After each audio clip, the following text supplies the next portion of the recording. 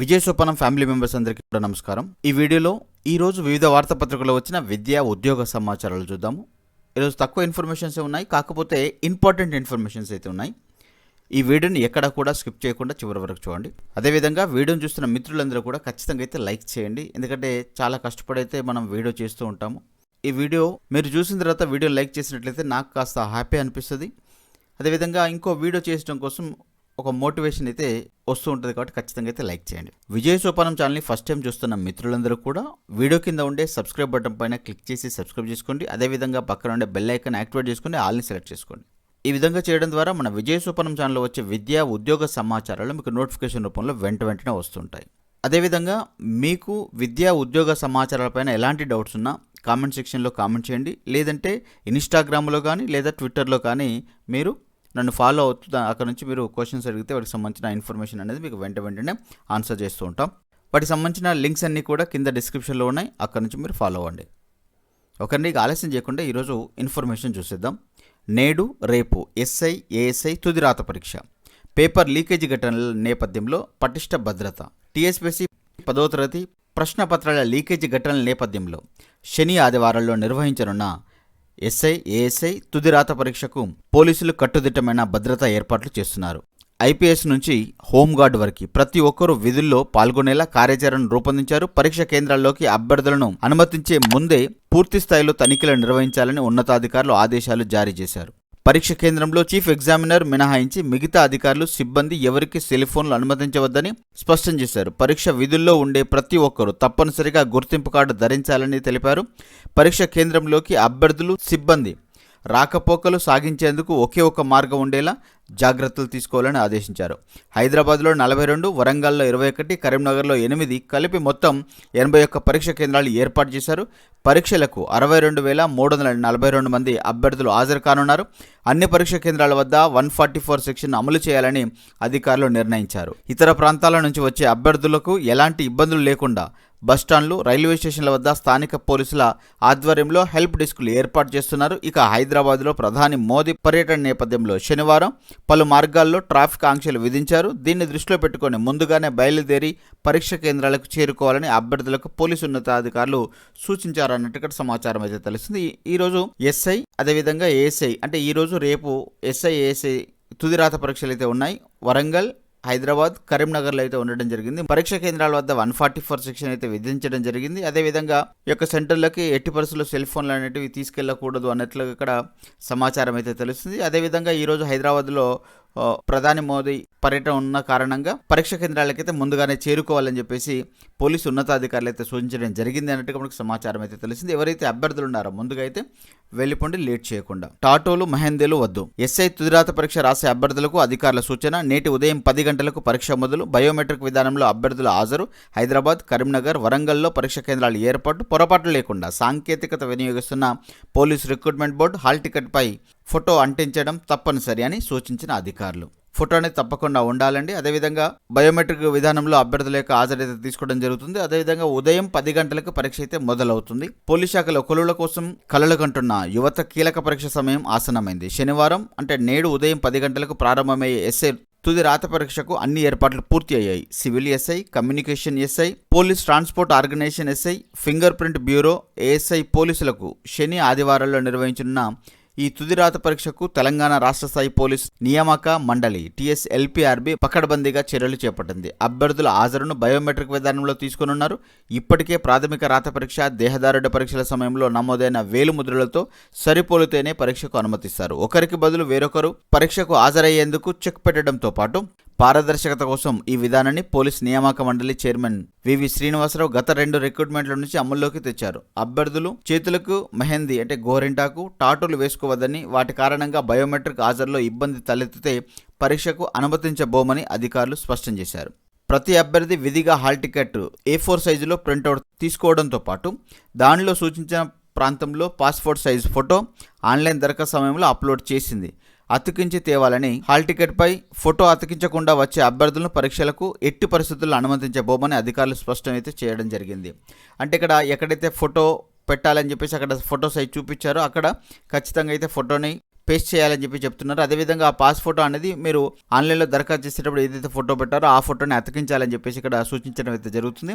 ఆ ఫోటో లేని పక్షాన మిమ్మల్ని అయితే ఎగ్జామ్లోకి అనుమతించబోమని అధికారులు స్పష్టమైతే చేయడం జరిగింది. నిమిషం ఆలస్యంగా వచ్చినా నో ఎంట్రీ. సివిల్ ఎస్ఐ పోస్టులకి 1,01,052 మంది, కమ్యూనికేషన్ ఎస్ఐ పోస్టులకి 11,151 మంది, పోలీస్ ట్రాన్స్పోర్ట్ ఆర్గనైజేషన్ ఎస్ఐకి 2,762 మంది, ఫింగర్ ప్రింట్ బ్యూరో ఏఎస్ఐ పోస్టుకి 4,820 మంది పార్ట్ 2 దరఖాస్తులు తుది రాత పరీక్ష కోసం దరఖాస్తు పూర్తి చేశారు. వీరంతా శని ఆదివారాల్లో హైదరాబాద్, వరంగల్, కరీంనగర్లో జరిగే తుది రాత పరీక్షకు హాజరు కానున్నారు. పరీక్ష ప్రారంభమైన తర్వాత 1 నిమిషం ఆలస్యంగా వచ్చినా లోపలికి అనుమతించబోమని అధికారులు ఇప్పటికే స్పష్టం చేశారు.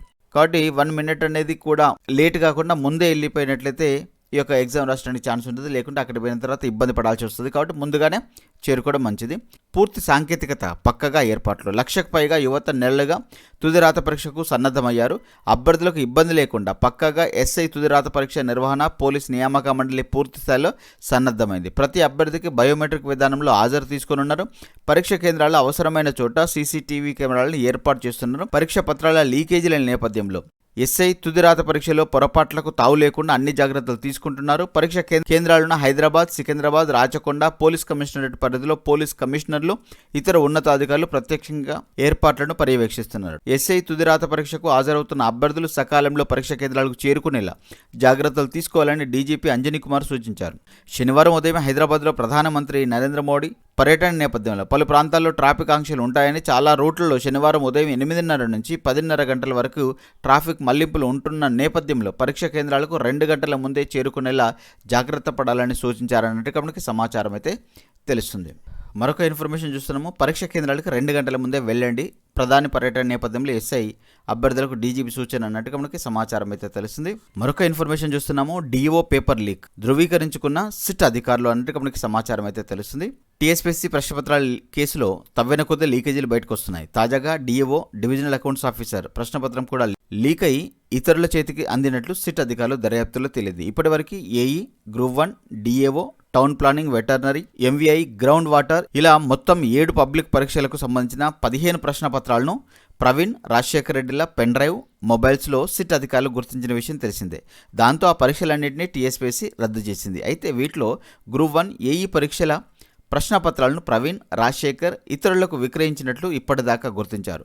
ఈ మేరకు దర్యాప్తులో భాగంగా 15 మంది నిందితులను అరెస్టు చేసి లోతుగా విచారణ జరిపారు. ఈ క్రమంలోనే డిఓ ప్రశ్నపత్రాన్ని ప్రవీణ్, ఖమ్మంకు చెందిన లౌకిక్, సుస్మిత అనే దంపతులకు విక్రయించినట్లు తేలింది. భార్య సుస్మిత కోసం భర్త లౌకిక్ ఈ ప్రశ్నపత్రాన్ని కొనుగోలు చేసినట్లు గుర్తించారు. ఇందుకోసం 10 లక్షలకు ఒప్పందం చేసుకుని ముందుగా 6 లక్షలు ప్రవీణ్కు చెల్లించినట్టు నిర్ధారించారు. ప్రవీణ్ బ్యాంకు ఖాతా లావాదేవీల ఆధారంగా ఈ విషయాన్ని సిట్ అధికారులు తెలుసుకున్నారు.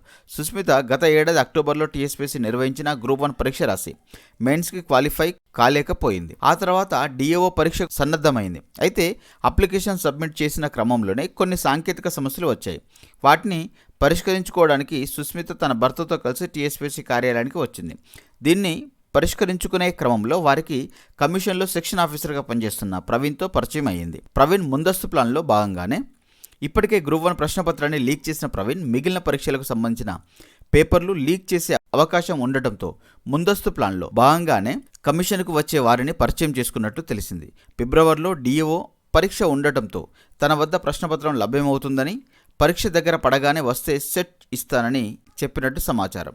లౌకిక్, సుస్మిత దంపతులు ప్రవీణ్ను సంప్రదించి 10 లక్షల రూపాయలకు డిఏఓ పేపర్కు బేరం కుదుర్చుకున్నారు. ముందుగా 6 లక్షలు చెల్లించి పేపర్ కొనుగోలు చేసిన లౌకిక్ మిగిలిన డబ్బులు పరీక్ష రాసిన తర్వాత ఇస్తామని ఒప్పందం చేసుకున్నాడు. ఫిబ్రవరిలో సుస్మిత డిఏఓ పరీక్ష రాసింది. ఆ తర్వాత క్రమంలో రేణుక, డాక్యా నాయకులతో ఉన్న పరిచయంతో ప్రవీణ్ వారికి ఏఈ ప్రశ్నపత్రాన్ని 10 లక్షలకు విక్రయించాడు. ప్రవీణ్ బ్యాంకు ఖాతాలోని లావాదేవీలను విశ్లేషించిన పోలీసులు లౌకిక్ అదుపులోకి తీసుకుని విచారించగా విషయం నిర్ధారణ అయింది.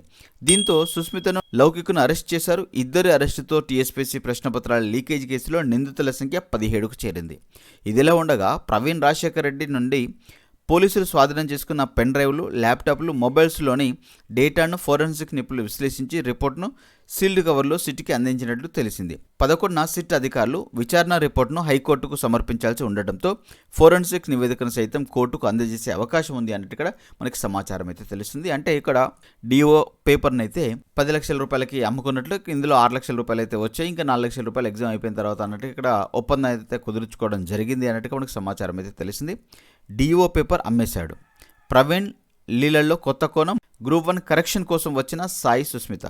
ఆ పరిచయం నేపథ్యంలోనే డిఓ పరీక్ష పత్రం విక్రయం, 10 లక్షలకు కుదిరిన బేరం, భార్య కోసం ఖరీదు చేసిన ఖమ్మం వ్యాపారి లౌకిక్ అడ్వాన్స్గా 6 లక్షలు ప్రవీణ్ ఖాతాకు బదిలీ అన్నట్టుగా మనకి సమాచారం అయితే తెలుస్తుంది. జవాబులతో కూడిన మాస్టర్ పేపర్నే ఇస్తా. ఫిబ్రవరి 3వ వారంలో డిఓ పేపర్ చేజిక్కించుకున్న ప్రవీణ్ ఆమెను సంప్రదించారు. తన వద్ద డిఓ పరీక్ష పత్రం ఉందని 10 లక్షలకు విక్రయిస్తానని చెప్పాడు. దీంతో ఆమె విషయాన్ని తన భర్త లౌకిక్ చెప్పింది. ఇద్దరు కలిసి ప్రవీణ్ను కలిసి బేరసారాలు చేశారు. తాను ఇచ్చేది జవాబులతో కూడిన మాస్టర్ పేపరే అని చెప్పిన అతగాడు రేటు తగ్గించడానికి సస్యమీరా అన్నాడు. దీంతో అడ్వాన్స్గా 6 లక్షలు ప్రవీణ్ ఖాతాకు బదిలీ చేసిన లౌకిక్ డిఓ ప్రశ్నపత్రం ప్రింటెడ్ కాపీ తీసుకున్నాడు. మిగిలిన 4 లక్షలు ఫలితాలు వెలువడిన తర్వాత ఇచ్చేలా ఒప్పందం చేసుకున్నాడు. ఈ ప్రశ్నపత్రం ఆధారంగానే తర్ఫీదు పొందిన సుస్మిత ఫిబ్రవరి 26న డిఓ పరీక్ష రాసింది. నాటకీయ పరిణామాల మధ్య గత నెలలో ఈ పేపర్ల లీకేజీ వ్యవహారం వెలుగులోకి రావడం, ప్రవీణ్తో సహా 15 మంది అరెస్టు కావడం జరిగిపోయాయి. ప్రవీణ్ను సిట్ పోలీసులు 2 సార్లు కస్టడీలోకి తీసుకుని విచారించిన సుస్మిత వ్యవహారం చెప్పలేదు. కేవలం ఏఈ పేపర్లు మాత్రమే విక్రయించాననే పదే చెప్తూ సిట్ అధికారులను నమ్మించే ప్రయత్నం చేశాడన్నట్టుగా సమాచారం అయితే తెలుస్తుంది. 6 లక్షలపై తీగలాగితే అతడి బ్యాంకు ఖాతాలోకి నగదు లావాదేవీలు పరిశీలించిన అధికారులు 6 లక్షలు ఫిబ్రవరి 3వ వారంలో డిపాజిట్ అయినట్లు గుర్తించారు. ఆ నగదు లావాదేవీలు వివరాలు చెప్పాలంటూ విచారణ సందర్భంలో ప్రవీణ్ను తమదైన శైలిలో అడిగారు. తన కారు ఖమ్మంలోని కార్ల వ్యాపారి లౌకిక్ విక్రయించానని, దానికి సంబంధించిన మొత్తమే అది అంటూ తొలుత నమ్మించే ప్రయత్నం చేశాడు. దీనిపై సందేహాలు వ్యక్తం చేసిన సిట్ లౌకిక్ సంబంధికులకు ఎవరైనా టీఎస్పీసీ పరీక్షలకు దరఖాస్తు చేసుకున్నారా అనే అంశంపై దృష్టి పెట్టారు. కమిషన్ నుంచి తీసుకున్న ఆయా పరీక్షల అభ్యర్థుల జాబితాలోని వివరాలను సరిచూశారు. దీంతో లౌకిక్ భార్య సుస్మిత గ్రూప్ 1తో పాటు డిఈఓ పరీక్ష రాసినట్లు వెల్లడింది. దీంతో భార్యాభర్తలను సిట్ పోలీసులు అదుపులోకి తీసుకుని విచారించగా నేరం అంగీకరించారు. శుక్రవారం ఇరువురిని అరెస్ట్ చేసిన సిట్ కోర్టులో హాజరుపరిచి జ్యుడిషియల్ రిమాండ్కు తరలించింది. వీరి నుంచి ఈ పేపర్ ఇంకా ఎవరికైనా చేరిందా అనే కోణంలో దర్యాప్తు చేస్తున్నారు. కాగా ఈ దంపతుల్ని తమ కస్టడీకి ఇవ్వాలని కోరుతూ కోర్టులో పిటిషన్ దాఖలు చేయాలని సిట్ నిర్ణయించింది అన్నట్టుగా సమాచారం అయితే తెలుస్తుంది. అంటే ఇక్కడ టీఎస్పీసీలో తవ్వుతున్న కొద్దీ నిజాలన్నింటి బయటకు రావడం అయితే జరుగుతుంది. ఇంకా ఏ విధంగా పోతుంది, ఎక్కడి దాకా వెళ్తుంది అయితే తెలియదు. అదేవిధంగా అభ్యర్థులు కూడా ఒక కొంత ఆందోళనకరంగా కూడా ఉంది. మరి ఈ విధంగా ఉన్నట్లయితే మరి నెక్స్ట్ జరిగే ఎగ్జామ్స్ ఏ విధంగా ఉంటాయనే ఆందోళన అయితే ప్రతి ఒక్కరిలో అయితే వ్యక్తం అవుతుంది. ఎందుకంటే చదువుకున్న వాడికి కాకుండా ఈ విధంగా పేపర్లు కొనేవాడికి జాబులు వస్తే మరి చదువుకున్న వాళ్ళ పరిస్థితి ఏంటి అని చెప్పేసి అభ్యర్థులు అయితే గందరగోళంలో ఉన్నట్లు మనకైతే అర్థమవుతున్న విషయం. మరొక ఇన్ఫర్మేషన్ చూస్తున్నాము. డిఏఓ పేపర్ 6 లక్షలు. ఏఈ గ్రూప్ 1 ప్రిలిమ్స్ దారిలో మరో పేపర్ లీక్. ఇద్దరికి డిఏఓ పేపర్ అమ్మిన ప్రవీణ్ గర్ల్ ఫ్రెండ్ కోసం. ఇది గర్ల్ ఫ్రెండ్ కోసం అని ఇచ్చారు ఇక్కడ. కాకపోతే అక్కడ ఇచ్చిన ఇన్ఫర్మేషన్ అయితే వేరు. భార్య కోసం అని చెప్పేసి ఇంకో పేపర్లో అయితే వచ్చిన ఇన్ఫర్మేషన్. వారిద్దరిని అరెస్ట్ చేసిన సిట్ లీకేజీ కేసులో 17కు చేరిన అరెస్టులు అన్నట్టుగా మనకు సమాచారం అయితే తెలుస్తుంది. మరొక ఇన్ఫర్మేషన్ చూస్తున్నాము. దళారులను నమ్మవద్దు, మెరిట్ ఆధారంగానే ఉద్యోగాలకు ఎంపిక, ఉద్యోగార్థులకు టీఎస్పీసీ సూచన అన్నట్టుగా మనకు సమాచారం తెలిసింది. ఉద్యోగాలు ఇప్పిస్తామని చెప్పి డబ్బులు వసూలు చేసి దళారులను ఎట్టి పరిస్థితుల్లో నమ్మవద్దని ఉద్యోగార్థులకు టీఎస్పీసీ సూచించింది. ఈ మేరకు శనివారం సాయంత్రం ఒక ప్రకటన విడుదల చేసింది. ఉద్యోగాలు ఇప్పిస్తామని నమ్మబలుకుతూ అమాయక నిరుద్యోగ యువత నుంచి కొంతమంది దళారులు డబ్బులు వసూలు చేస్తున్నారనే విషయం తమ దృష్టికి వచ్చిందని తెలిపింది. దాన్ని సీరియస్గా పరిగణిస్తున్నామని స్పష్టం చేసింది. కేవలం మెరిట్ ఆధారంగానే ఉద్యోగాలకు ఎంపిక చేస్తామని పేర్కొన్నది. ప్రభుత్వ ఉద్యోగాల నియామక ప్రక్రియ ఎక్కడా ఎలాంటి లోపాలు లేకుండా పూర్తి పారదర్శకంగా కొనసాగుతుందని స్పష్టం చేసింది. ఎవరైనా ఉద్యోగాలు ఇప్పిస్తామని డబ్బులు వసూలు చేస్తే ఫిర్యాదు చేయాలని కోరింది. వారిపై కఠిన చర్యలు ఉంటాయని హెచ్చరించింది అన్నట్టుగా మనకు సమాచారం అయితే తెలిసింది. కాకపోతే అభ్యర్థులు అంటున్నారు ఏంటిదంటే, మీరు మెరిట్ నుంచే ఇస్తున్నారు, కాకపోతే అంతకుముందు టీఎస్పీసీ నుంచి పేపర్ లీకేజీ కావడం ద్వారా వాళ్ళు ఎవరైతే పేపర్ కొన్నారో వాళ్ళే మెరిట్లో ముందు వస్తున్నారు, చదువుకున్నవాడు వెనకపోతున్నాడు అని చెప్పేసి అభ్యర్థుల అభిప్రాయం అయితే వ్యక్తం చేస్తున్నారు. మరొక ఇన్ఫర్మేషన్. జూన్ 15న బీఎస్సీ నర్సింగ్ ప్రవేశ పరీక్ష. బీఎస్సీ నర్సింగ్ ప్రవేశ పరీక్షను జూన్ 15న నిర్వహించనున్నట్లు ఇండియన్ నర్సింగ్ కౌన్సిల్ వెల్లడించింది. 2023-24 విద్యా సంవత్సరం అకాడమిక్ క్యాలెండర్ను శుక్రవారం ఐఎన్సీ కార్యదర్శి సర్వజిత్ కౌర్ విడుదల చేశారు. ఆగస్టు 1న అకాడమిక్ సెషన్ ప్రారంభమవుతుందని, అడ్మిషన్లకు తుది గడువును సెప్టెంబర్ 30గా నిర్ణయించామని తెలిపారు. దేశవ్యాప్తంగా అన్ని రాష్ట్రాలు ఈ అకాడమిక్ క్యాలెండర్ని అనుసరించాలని సూచించారన్నట్టు మనకు సమాచారం తెలుస్తుంది. మరొక ఇన్ఫర్మేషన్, అన్ని భాషల్లోనూ పరీక్ష రాసే అవకాశం ఇవ్వాలి. కేంద్ర ప్రభుత్వాన్ని కోరిన మంత్రి కేటీఆర్. సిఆర్పీఎఫ్లో హిందీ, ఇంగ్లీష్ మాధ్యమాల్లోనే పరీక్ష ఉండటం అభ్యంతరం. రాజ్యాంగం గుర్తించిన అన్ని అధికారిక భాషల్లోనూ పరీక్ష నిర్వహించాలని కేంద్ర హోంమంత్రికి లేఖ అన్నట్టుగా మనకు సమాచారం తెలిసింది. కేంద్ర ప్రభుత్వ ఉద్యోగాలకు రాజ్యాంగం గుర్తించిన అన్ని అధికారిక భాషల్లోనూ పరీక్ష రాసేందుకు వీలు కల్పించాలని కేంద్ర ప్రభుత్వాన్ని రాష్ట్ర ఐటీ శాఖ మంత్రి కేటీ రామారావు కోరారు. కేంద్ర ప్రభుత్వం ఇటీవల విడుదల చేసిన సిఆర్పీఎఫ్ ఉద్యోగాల కోసం కేవలం హిందీ, ఇంగ్లీష్ మాధ్యమంలో మాత్రమే పోటీ పరీక్షలు నిర్వహిస్తున్న కేంద్ర ప్రభుత్వ నిర్ణయాన్ని సమీక్షించుకోవాలని కేంద్ర మంత్రి అమిత్ షాకు కేటీఆర్ విజ్ఞప్తి చేశారన్నట్టుగా మనకు సమాచారం అయితే తెలుస్తుంది. అంటే ఒక సెంట్రల్ గవర్నమెంట్ జాబ్స్ ఏవైతే ఉన్నాయో అవన్నీ కూడా హిందీ, ఇంగ్లీష్లోనే కాకుండా ప్రాంతీయ భాషల్లో కూడా పేపర్లు ఉండాలి అన్నట్లుగా ఇక్కడ లేఖ రాయడం జరిగింది అన్నట్టుగా మనకు సమాచారం అయితే తెలుస్తుంది. సిఆర్పీఎఫ్ పరీక్షలో స్థానిక భాష ఏది, ఇంగ్లీష్, హిందీలోనూ నిర్వహణపై అభ్యంతరాలు, హిందీయేతర రాష్ట్రాల అభ్యర్థుల నుంచి వ్యతిరేకత, తీవ్ర పోటీతో చేజారుతున్న ఉద్యోగ అవకాశాలు, గతంలో ఎస్ఎస్సి వ్యవహార సరళిపైన నిరసనలు, సీఎం కేసీఆర్ సహా పలు రాష్ట్రాల మంత్రుల లేఖలు, చివరికి ప్రాంతీయ భాషల్లో నాన్ టెక్నికల్ పరీక్షలు అన్నట్టుగా మనకు సమాచారం అయితే తెలుస్తుంది.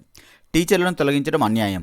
సిసిఏ రూల్స్ పాటించకుండా ఏకపక్షంగా టీచర్లను సర్వీసుల నుండి తొలగించడం అన్యాయమని టీచర్స్ యూనియన్ లీడర్స్ అన్నారు. శుక్రవారం టీఎన్జీఓ బిల్డింగ్ దగ్గర ఆల్ టీచర్స్ యూనియన్ మీటింగ్ను మోహన్ అధ్యక్షతన నిర్వహించారు. ఈ సందర్భంగా టీచర్లు మాట్లాడుతూ శాఖపరమైన ఎంక్వైరీ లేకుండా 10th పరీక్ష పేపర్ల లీకేజీలో టీచర్లను ఎలా తొలగిస్తారని ప్రశ్నించారు అన్నట్లుగా మనకు సమాచారం అయితే తెలిసింది. గణిత ఉపాధ్యాయురాలు సబియా ఉద్యోగ తొలగింపు వెనక్కి తీసుకోవాలి. ప్రభుత్వానికి బహుజన టీచర్స్ అసోసియేషన్ విజ్ఞప్తి. హన్మకొండ జిల్లా కమలాపూర్ పరీక్షా కేంద్రంలో హిందీ పరీక్ష ప్రశ్నపత్రం బయటకు వచ్చిన ఘటనలో గణిత ఉపాధ్యాయులు సబియా మదాయత్ను సర్వీసు నుంచి తొలగిస్తూ జారీ చేసిన ఉత్తర్వులను వెనక్కి తీసుకోవాలని బహుజన టీచర్స్ అసోసియేషన్ బీటీఏ ప్రభుత్వాన్ని డిమాండ్ చేసింది. పరీక్ష కేంద్రం చుట్టూ 144 సెక్షన్ అమల్లో ఉన్నప్పుడు సదరు వ్యక్తి పరీక్ష కేంద్రంలోని ఎలా ప్రవేశించారని, అక్కడ విధుల్లో ఉన్న సెక్యూరిటీ సిబ్బందిపై చర్యలు తీసుకోకుండా అభంశుభం తెలియని ఉపాధ్యాయులని సర్వీస్ నుంచి తొలగించడం సరైంది కాదని అసోసియేషన్ రాష్ట్ర అధ్యక్షులు కల్పదర్శి చైతన్య అన్నారు. ఒక ఉద్యోగ తొలగింపును సమగ్రమైన విచారణ చేసిన తర్వాతనే సంబంధిత శాఖా చర్యలు తీసుకోవాలన్నారు. పూర్వాపరాలు పరిశీలించిన తర్వాతనే ఉపాధ్యాయులపై చర్యలు తీసుకోవాలని, అంతవరకు బేషరతుగా సబియాపై ఉన్న ఉద్యోగ తొలగింపును వెనక్కి తీసుకోవాలని డిమాండ్ చేశారు. పరీక్ష కేంద్రంలో స్ట్రిక్ట్గా విధులు నిర్వహిస్తున్న ఉపాధ్యాయులను కొందరు అల్లరిమూకలు బెదిరింపులకు గురి చేస్తున్నారని తెలిపారు. బెదిరింపులకు పాల్పడటమే కాకుండా వారి పట్ల బయట అసభ్యకరంగా వ్యవహరిస్తున్నారని విధుల్లో ఉన్న ఉపాధ్యాయులు చెబుతున్నారని చైతన్య తెలిపారు. అటువంటి వారిని కట్టడి చేయాలని ప్రభుత్వాన్ని ఉన్నతాధికారులను డిమాండ్ చేశారన్నట్టుగా మనకు సమాచారం అయితే తెలిసింది. అంటే చుట్టూ 144 సెక్షన్ ఉన్నా కానీ అభ్యర్థి అక్కడ దాకా ఏ విధంగా వచ్చాడో దానిపైన టీచర్ బాధ్యత ఏముంటుంది, కాబట్టి తనని ఎందుకు సస్పెండ్ చేశారని చెప్పేసి ఉద్యోగులు అయితే డిమాండ్ చేస్తున్నారు. ఖచ్చితంగా ఆ యొక్క సస్పెన్షన్ని వెనక్కి తీసుకోవాలని చెప్పేసి ఈ యొక్క ఉద్యోగ సంఘాలు అనేటివి డిమాండ్ చేస్తున్నాయన్నట్టుగా మనకు సమాచారం అయితే తెలిసింది. 10th పేపర్ లీకేజీ కేసు 100 మందికి నోటీసులు. 10న డీసీపీ కార్యాలయానికి ఎమ్మెల్యే ఈటెల రాజేందర్, ఆయన పిఎల్ఏ సైతం విచారణ కొనసాగుతున్న పోలీసుల దర్యాప్తు అన్నట్టుగా మనకు సమాచారం అయితే తెలిసింది. 10వ తరగతి హిందీ ప్రశ్నపత్రాన్ని సోషల్ మీడియాలో తక్కువ సమయంలో ఎక్కువ మందికి విస్తృతంగా ఫార్వర్డ్ చేసిన అందరినీ విచారించేందుకు వరంగల్ పోలీసులు చర్యలు చేపట్టారు. ఇప్పటికే పేపర్ను ఫార్వర్డ్ చేసిన 100 మందికి నోటీసులు ఇచ్చారు. బీజేపీ ఎమ్మెల్యే ఈటెల రాజేందర్కు, షమీర్పేటలో ఆయన పిఏలు పెండ్యాల రాజు, ఎదలాపురం నరేందర్లకు సైతం పోలీసులు గురువారం నోటీసులు స్వయంగా అందించారు. కాగా ఈటెల ఈ నెల 10న హన్మకొండ డీసీపీ కార్యాలయానికి వచ్చి స్టేట్మెంట్ ఇస్తానని చెప్పినట్లు తెలిసింది అన్నట్టుగా సమాచారం తెలిసింది. 10th ప్రశ్నపత్రం బయటకు వచ్చిన వ్యవహారంలో వరంగల్ కమిషనరేట్ పోలీసులు వేగంగా విచారణ కొనసాగిస్తున్నారు అన్నట్టుగా సమాచారం అయితే తెలిసింది. మరొక ఇన్ఫర్మేషన్, 8 ఏళ్లుగా ప్రమోషన్లు ఇవ్వకుంటే ఎలా? 8 ఏళ్లుగా ప్రమోషన్లు ఇవ్వకుంటే ఎలా అని స్కూల్ అసిస్టెంట్ అసోసియేషన్ ప్రశ్నించింది. వెంటనే పెండింగ్లో పెట్టిన టీచర్ల ప్రమోషన్లను చేపట్టాలని డిమాండ్ చేసింది. అసోసియేషన్ అధ్యక్షుడు కార్యదర్శులు పి నరేంద్రస్వామి, కె శ్రీనివాస్ రెడ్డి ఆధ్వర్యంలో శుక్రవారం హైదరాబాద్లోని ఇందిరా పార్క్ ధర్నా చౌక్లో ధర్నా చేశారు. మరొక ఇన్ఫర్మేషన్, తెలంగాణ పల్లెలకు 13 జాతీయ అవార్డులు. దీనదయాళ్ ఉపాధ్యాయ పంచాయతీ సతత్ వికాస్ కింద 8 పురస్కారాలకు ఎంపిక. నాన్జీ దేశ్ముఖ్ సర్వోత్తమ్ పంచాయతీ సతత్ వికాస్ కింద 5 అవార్డులకు కూడా. 15న ఢిల్లీలో రాష్ట్రపతి చేతుల మీదుగా అవార్డుల ప్రదానం. పల్లె ప్రగతి వల్లే రాష్ట్రానికి ఈ ఘనత. మంత్రులు కేటీఆర్, హరీష్ రావు అన్నట్టుగా మనకు సమాచారం అయితే తెలిసింది. ఏ పంచాయతీలకు ఏ విధంగా వచ్చింది ఏంటిదనే దానిపైన ఇక్కడ క్లియర్ అయితే ఇన్ఫర్మేషన్ ఉంది. ఇది మన టెలిగ్రామ్ గ్రూప్లో పోస్ట్ చేస్తాను, అక్కడ నుంచి ఇన్ఫర్మేషన్ చూడండి. డిగ్రీతో సెంట్రల్ జాబ్. సెంట్రల్ కొలువులో ప్రధానమైన పోస్టులో ఉండే CGL నోటిఫికేషన్ కోసం నిరుద్యోగులు ఎంతో ఎదురు చూస్తున్నారు. 4 అంచెల్లో సెక్షన్లు ప్రాసెస్ ఉండడంతో పాటు పోటీ తీవ్రంగా ఉంటుంది. సిలబస్ను అవగాహన చేసుకునే సరైన ప్రణాళికతో ప్రిపరేషన్ కొనసాగిస్తూ కొలువు సాధించడం సులువే అన్నట్లుగా మనకి ఇన్ఫర్మేషన్ తెలిసింది. దీనికి సంబంధించిన వీడియో అనేది మన ఛానల్లో ఉంది, ఒకసారి అయితే చూడండి. నేను ఇక్కడ డిస్క్రిప్షన్లో ఆ లింక్ కూడా ఇస్తాను. దీనికి సంబంధించిన ఫుల్ ఇన్ఫర్మేషన్ అనేది అందులో ఉంది, ఒకసారి ఆ వీడియోని అయితే చూడండి. అదేవిధంగా ఈరోజు వివిధ వార్తాపత్రికల్లో వచ్చిన యూస్ఫుల్ ఆర్టికల్స్ ఏవైతే ఉన్నాయో అవన్నీ కూడా మన టెలిగ్రామ్ గ్రూప్లో పోస్ట్ చేస్తాను. అక్కడ నుంచి ఆ ఇన్ఫర్మేషన్స్ అంతా చూడండి. ఇంకా ఎవరైనా టెలిగ్రామ్ గ్రూప్లో జాయిన్ కాకుండా ఉన్నట్లయితే వీడియో కింద డిస్క్రిప్షన్లో లింక్ ఉంటుంది, అక్కడ నుంచి టెలిగ్రామ్ గ్రూప్లో అయితే జాయిన్ అవ్వండి. ఇదండి ఈరోజు వీడియో. ఈ వీడియోని లైక్ చేసి మీ ఫ్రెండ్స్ అండ్ ఫ్యామిలీ మెంబర్కి షేర్ చేయండి. ఇంకా ఎవరైనా మన విజయ సూపర్ ఛానల్ని సబ్స్క్రైబ్ చేసుకోకుంటే వీడియో కింద ఉండే సబ్స్క్రైబ్ బటన్ పైన క్లిక్ చేసి సబ్స్క్రైబ్ చేసుకోండి. మరొక మంచి వీడియోతో మళ్ళీ మీ ముందుకు వస్తాను. అంతవరకు సెలవు, ధన్యవాదాలు.